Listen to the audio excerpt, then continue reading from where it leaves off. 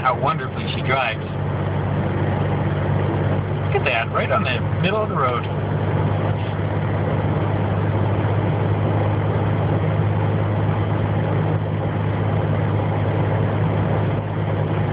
Oh, we're over the line again. That's good.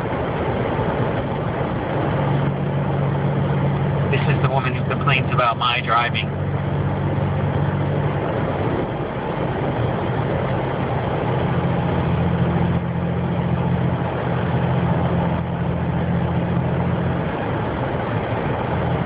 There we go. Good stuff. Every person on the road that she sees swerve like that, she calls him a drunk driver. And look at her.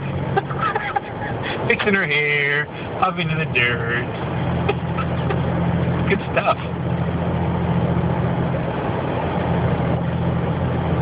This is drunk driver Sharon. Look at this. Nice, nice. That's my car.